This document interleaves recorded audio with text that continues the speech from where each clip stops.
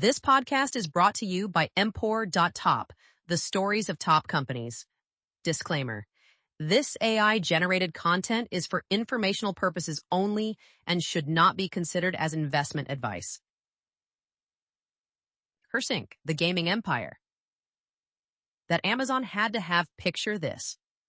A French teenager, so consumed by World of Warcraft that he plays 16 hours a day, gets kicked out of his parents' house for his gaming addiction. Most would see this as rock bottom. Hubert Thiebault saw it as the beginning of a $60 million empire. The year was 2005, and while other 20-somethings were finishing college or starting conventional careers, Thiebault was channeling his obsession into something extraordinary. His interest in World of Warcraft led him to create a website to organize and share modifications, add-ons, and plugins to change player experience via the user interface. What started as a simple mod repository would eventually catch the eye of tech giants Amazon and Riot Games, reshaping how millions of gamers connect and play together.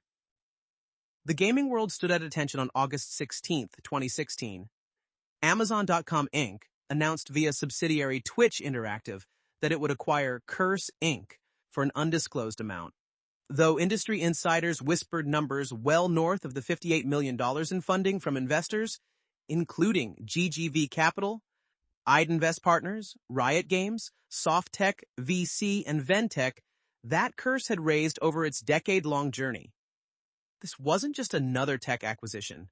This was Amazon, through its billion-dollar gaming platform Twitch, acknowledging that the future of gaming wasn't just about watching streams.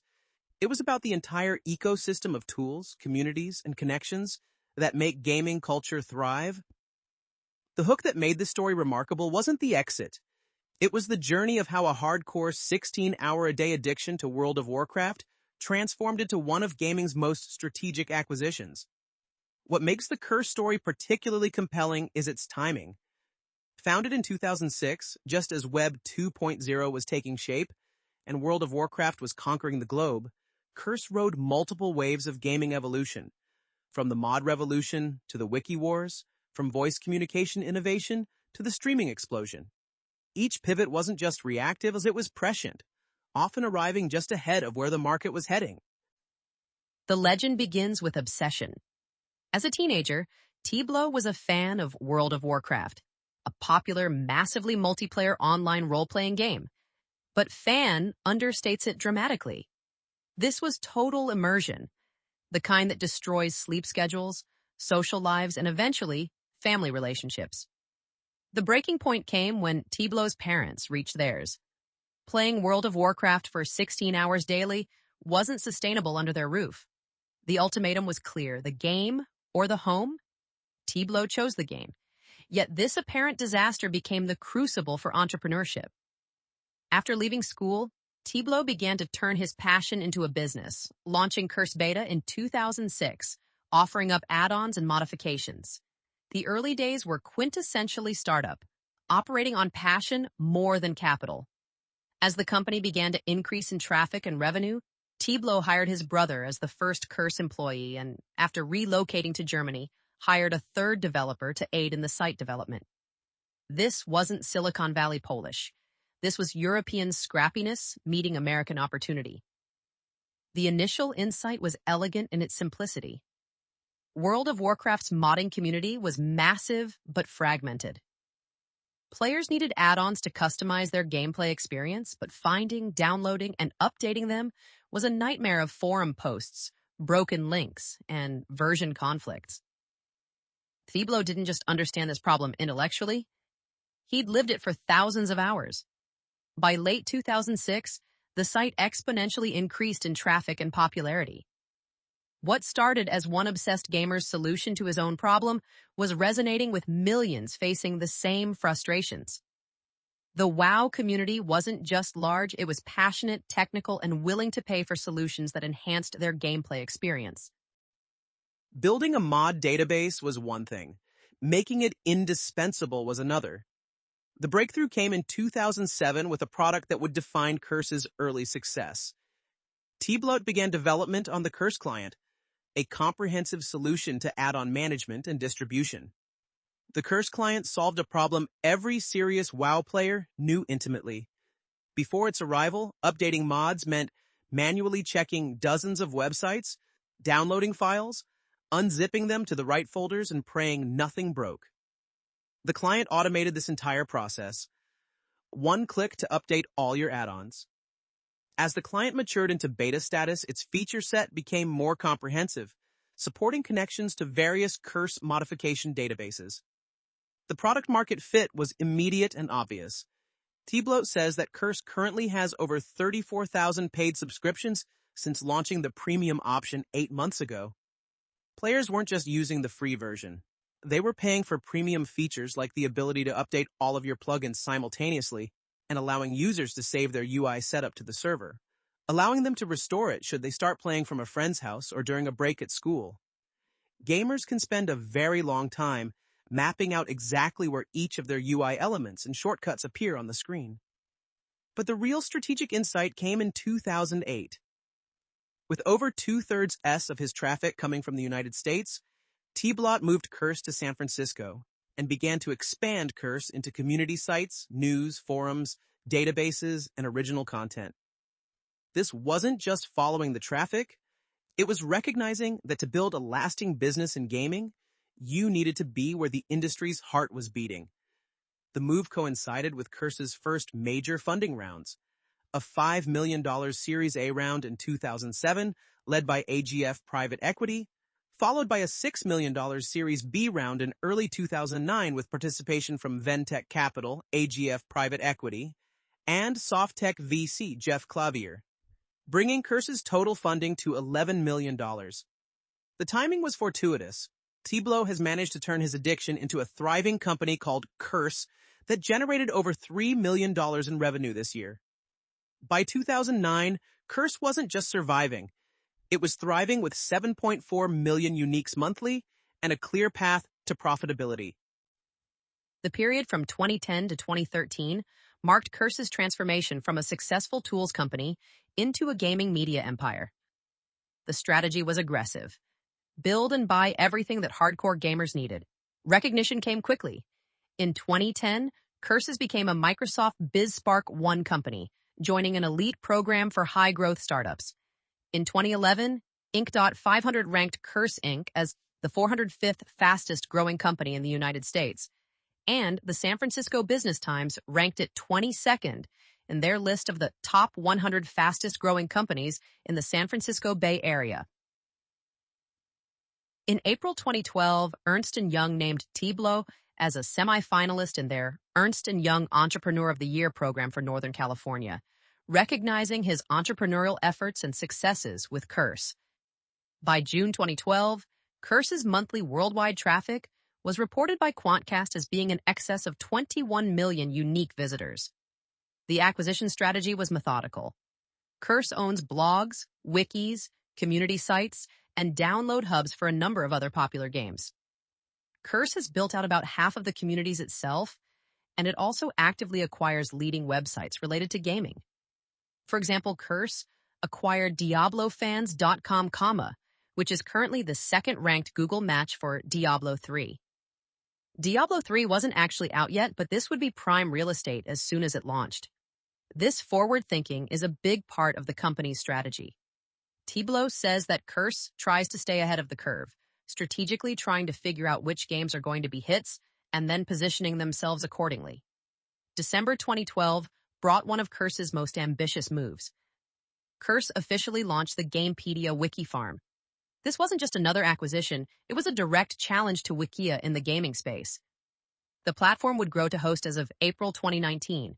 1,293,790 contributors, 6,224,464 articles, and 2,195 wikis. High-profile wikis such as the official Witcher Wiki, the official Minecraft Wiki, the official Ark, Survival Evolved Wiki, Dota 2 Wiki, Leaguepedia, CoD-Wiki, and Wowpedia had hundreds of thousands of edits across thousands of accounts. These wikis were also available in several languages. Then came a surprise move that would define Curse's next chapter. On June 26, 2013, Curse announced in a press conference that it would relocate their chief headquarters to Huntsville, Alabama, leaving their sales office in San Francisco. The decision shocked Silicon Valley observers, but the logic was sound.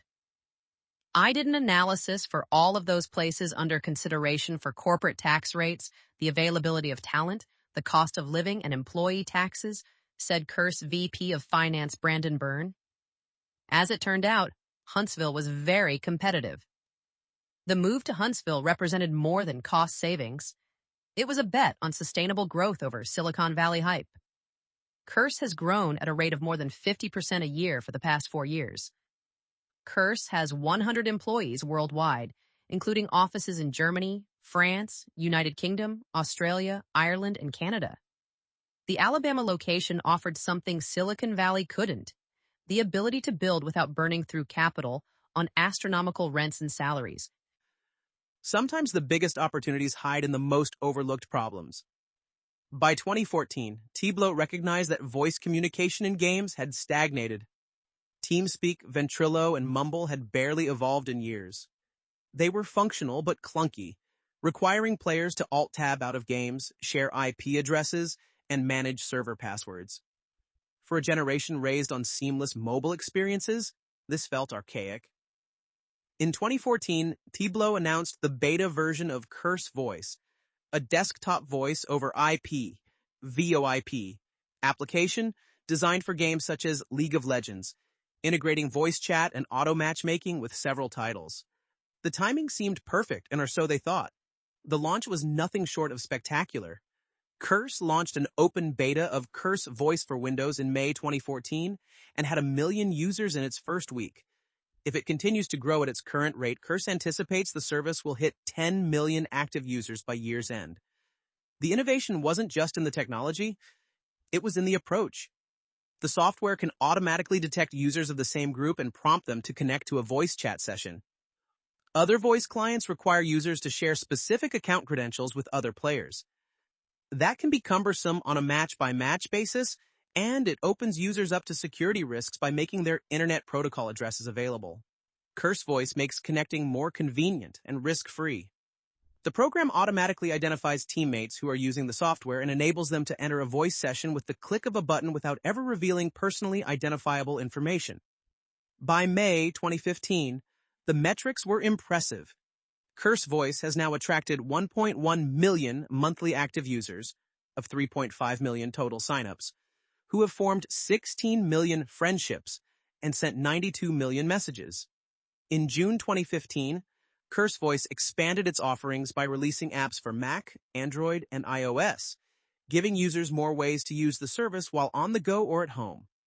The product was gaining serious traction with game developers too. The Robocraft integration showcased the potential. After integrating Curse Voice, Robocraft immediately saw a 258% increase in active Robocraft players. This wasn't just about voice chat. It was about reducing friction in multiplayer gaming and keeping players engaged longer. Then came the validation that changed everything. On July 7th, SEC reports revealed that Riot Games had invested $30 million in Curse. This amounts to more than Curse's initial round of $12 million funding and Series B, $16 million funding. For context, Riot Games wasn't just any investor. They were the creators of League of Legends, the world's most played PC game. Riot really believes in what we're doing and where we're going, said T-Blow. This investment boosts our efforts to continue creating what I believe to be the best communication tool in gaming. In the last year, we've seen the size of Curse Voice grow from nothing to over 1 million active players. The Riot investment was particularly meaningful because of the company's complicated history. Just a year earlier, Riot had banned Curse Voice from League of Legends, concerned that certain features gave unfair advantages. Curse quickly removed the offending features and worked to align with Riot's vision. The investment signaled not just forgiveness, but embrace. Riot saw Curse Voice as potentially integral to League of Legends' future. By the end of 2015, Curse had built something remarkable, a communication platform designed specifically for gamers, backed by the industry's biggest player, with millions of users, and a clear path to monetization. The company had raised approximately $52.58 million total, and was generating significant revenue from both its media properties and software subscriptions. Yet unknown to Curse, a competitor was rising. Discord launched in May 2015, just as Curse Voice was hitting its stride. While Curse had first-mover advantage, enterprise partnerships, and Riot's backing, Discord had something else. A relentless focus on user experience and a willingness to burn venture capital to achieve dominance. The online retailing giant said Tuesday that it had bought Curse, an online media and gaming community. Financial details of the acquisition were not disclosed. The announcement came as Curse was at a crossroads. Despite the success of Curse Voice and strong revenue from its media properties, the competitive landscape was shifting rapidly.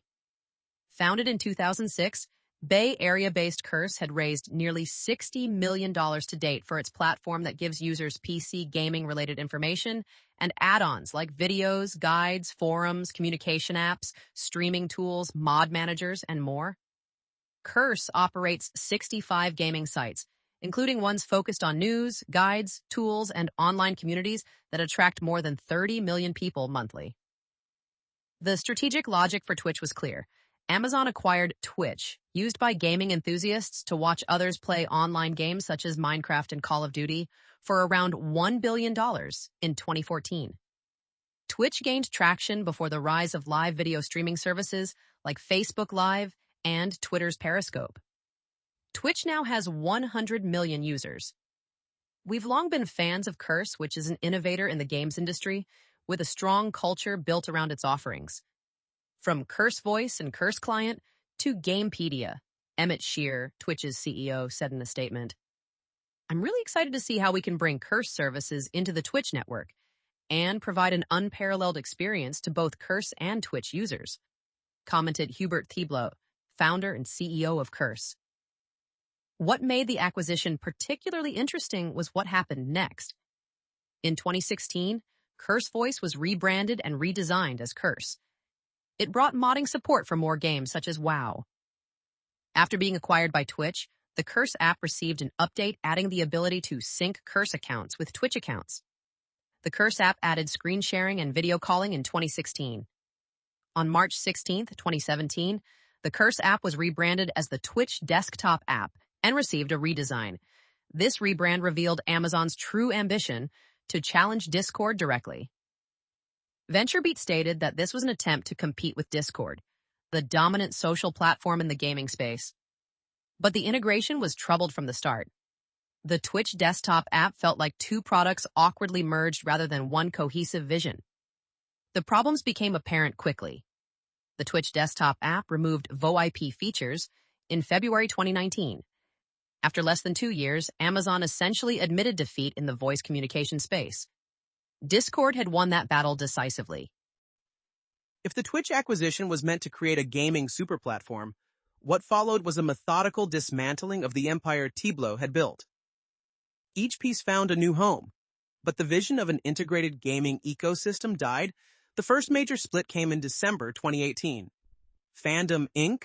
had reached an agreement to acquire the spin-off of Curse called Curse Media from Twitch Interactive for an undisclosed amount. This included Gamepedia, Curse Network, D&D Beyond, Mutthead, and Futhead. Fandom says it expects to close it by early 2019. The Gamepedia sale was particularly symbolic. Gamepedia is one of the jewels in its cap and, according to SimilarWeb, earns an average of 133 million monthly visits. What Curse had built as a Wikia competitor was now being absorbed by Wikia's successor, creating the undisputed champion of gaming wikis. Then came the final piece. Overwolf, the in-game app development toolkit and marketplace, has acquired Twitch's CurseForge assets. In June 2020, Overwolf acquired CurseForge for an undisclosed sum from Twitch. As a result of the acquisition, the CurseForge mod manager will move from being a Twitch client and become a standalone desktop app included in Overwolf's suite of app offerings. The Overwolf acquisition was revealing. As the company makes its pitch to current CurseForge users, hoping that the mod developers will stick with the marketplace, they're offering to increase by 50% the revenue those developers will make. This suggested that under Twitch's ownership, CurseForge hadn't been optimized for creator monetization. a surprising oversight given Amazon's usual focus on marketplace dynamics. By 2020, the Curse empire had been fully dismantled. Curse Voice had been absorbed into Twitch and then abandoned. Gamepedia belonged to Fandom. CurseForge was owned by Overwolf. The various community sites were scattered across multiple owners. He now works at Twitch as vice president of emerging market Sox mobile first product. Tiblo remained at Twitch through January 2018, but the company he built no longer existed as a coherent entity. Analyzing Curse through Porter's framework reveals why the company was both valuable and vulnerable. Supplier power, medium-high. Game developers held significant leverage. Curse needed official approval for its wikis and tools, and games could change their APIs or terms of service at will. The Riot Games episode with Curse Voice, first banning it, then investing $30 million, exemplified this dynamic. Buyer power, low. Individual gamers had minimal bargaining power. While switching costs between platforms were low, the network effects of established communities created stickiness. Once a guild used Curse Voice or a wiki became authoritative, migration was painful. Threat of substitutes, high. Every Curse product faced substitutes. CurseForge competed with Nexus Mods and Steam Workshop. Curse Voice faced TeamSpeak, Ventrilo, Mumble, and ultimately Discord. Gamepedia competed with Wikia Fandom. This constant substitution threat limited pricing power. New entrants, mixed. Barriers varied by product. Creating a basic gaming website or forum had low barriers, but building voice technology or achieving wiki critical mass required significant investment. Discord's entry and rapid dominance showed that with enough capital, barriers could be overcome. Competitive rivalry, intense. Gaming communities are passionate and fragmented. Every popular game spawned multiple competing websites, tools, and communities. Consolidation through acquisition was common because organic growth was difficult in such a crowded space. Applying Hamilton Helmer's 7 powers reveals Curse's strategic positioning, scale economies, strong. With 30+ million unique visitors by 2013, Curse had significant scale advantages in advertising sales and infrastructure costs. The company's ability to monetize traffic across multiple properties created operational leverage. Network effects, moderate. Curse wikis and communities exhibited network effects. More contributors meant better content, attracting more users. However, these effects were localized to individual games rather than platform-wide, limiting their defensive power. Counter-positioning failed. CurseVoice attempted counter-positioning against traditional VoIP services with gaming-specific features and auto-connection. Discord later succeeded with this exact strategy, suggesting Curse's execution rather than strategy was flawed. Switching costs, weak. Users could easily switch between mod managers, wikis, or voice clients. The main switching cost was the inconvenience of reinstalling mods or losing social connections, but these proved insufficient against superior alternatives. Branding limited. Curse had strong brand recognition within specific communities, WoW modding, Minecraft, but never achieved broader gaming mindshare. The multiple rebrandings under Twitch diluted whatever brand equity existed. Cornered resource, temporary. Exclusive partnerships with game developers for official wikis and the Riot Games relationship represented cornered resources. However, these proved temporary as developers could switch partners or bring capabilities in-house. Process power, moderate. Curse developed a repeatable playbook for acquiring and integrating gaming websites. The ability to identify undervalued communities, acquire them cheaply, and monetize them through the broader network was a genuine capability, though not ultimately defensible. Several critical decisions shaped Curse's trajectory. 2008. The geographic move. Moving from Europe to San Francisco was expensive but necessary. Staying in Europe would have limited access to venture capital and talent. However, the 2013 move to Huntsville suggests the SF location wasn't essential for operations. 2012. Gamepedia launch. Creating a wiki farm put Curse in direct competition with Wikia. While Gamepedia succeeded, it fragmented resources. Partnering with Wikia instead might have allowed focus on higher margin products. 2014, Curse voice timing. Launching just 1 year before Discord was catastrophic timing. Earlier launch might have established market dominance. Later launch might have revealed Discord's momentum and suggested pivoting resources elsewhere. 2015, Riot's investment. The $30 million from Riot validated Curse voice but may have also constrained it. Riot's specific needs for League of Legends might have prevented Curse from building the general-purpose platform Discord became. 2016. Selling to Amazon. Selling to Amazon Twitch seemed logical but proved problematic. An independent Curse might have pivoted more aggressively to compete with Discord or found other growth avenues. The biggest what if. What if Curse had recognized Discord's threat earlier and pivoted fully to voice in 2015? With Riot's $30 million, first-mover advantage, and existing user base, Curse could have potentially won the voice communication market worth billions today. Curse's journey offers valuable lessons. Start with genuine passion. T-Blot's World of Warcraft obsession wasn't manufactured. Deep, authentic understanding of user problems enabled rapid product-market fit. Solve your own problem first. The Curse client succeeded because T-Blot had personally experienced the pain of managing WoW add-ons thousands of times. Geographic arbitrage works. The Huntsville move proved that gaming companies don't need Silicon Valley. Lower costs enabled profitability and sustainable growth. Horizontal expansion has limits. Curse's empire building across wikis, forums, tools, and voice spread resources thin. Deeper focus on fewer products might have created more defensible positions. Timing matters. More than features. Curse Voice was arguably superior to early Discord, but launched at the wrong moment. In winner-take-all markets, being early or late by even months can be fatal. Corporate acquisition often means dismemberment. Large acquirers rarely maintain entrepreneurial visions. Amazon or Twitch bought Curse for parts, not the whole. Creator monetization is undervalued. Overwolf immediately increased creator payments 50%, suggesting Curse Twitch undermonetized. Aligning platform success with creator income creates powerful incentives. Was the Amazon acquisition successful? It depends on perspective. For T-Blow and investors, absolutely. While the exact price wasn't disclosed, selling a company after raising $58 million suggests a successful exit. T-Blow transformed a gaming addiction into generational wealth. For Amazon Twitch, the verdict is mixed. CurseForge and Gamepedia were valuable assets that enhanced Twitch's gaming ecosystem. The attempt to challenge Discord failed completely, but the acquisition price was likely modest relative to Amazon's resources. For the gaming community, the unbundling was probably optimal. Fandom has the resources to maintain Gamepedia properly. Overwolf is incentivized to innovate with CurseForge.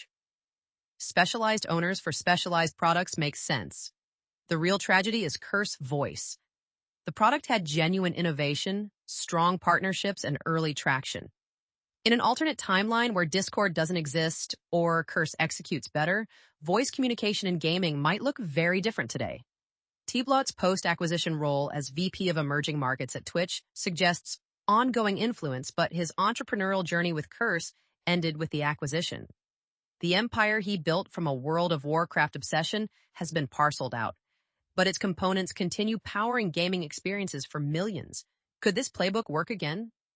Unlikely in the same form. The gaming landscape of 2006 to 2016 was uniquely fragmented, allowing roll-up strategies. Today's gaming ecosystem is more consolidated, with platform owners like Discord, Steam, and Epic controlling distribution. The next gaming empire won't be built through acquisition and aggregation, but through platform disruption or new modalities, VR, AI, blockchain gaming. Final grade B+. Curse achieved remarkable success, from teenage addiction to successful exit, from 0 to 30 million users, from Huntsville to Amazon. It pioneered gaming wikis, modernized mod distribution, and nearly revolutionized voice chat. The company generated real value for millions of gamers and meaningful returns for investors. Yet it fell short of its ultimate potential. Curse Voice could have been Discord. Gamepedia could have remained independent. the empire could have stayed intact. These aren't failures exactly, but they represent unrealized possibilities. In the end, Curse's story is quintessentially entrepreneurial. A passionate founder solving personal problems, riding market waves, making bold bets, and achieving a successful, if imperfect, outcome. T-Bloat turned an addiction into an empire, even if that empire eventually dissolved into the broader gaming ecosystem. For a company born from being kicked out for playing too much World of Warcraft, that's a legendary achievement. This podcast is brought to you by Empor.top, the stories of top companies. Disclaimer: this AI-generated content is for informational purposes only and should not be considered as investment advice.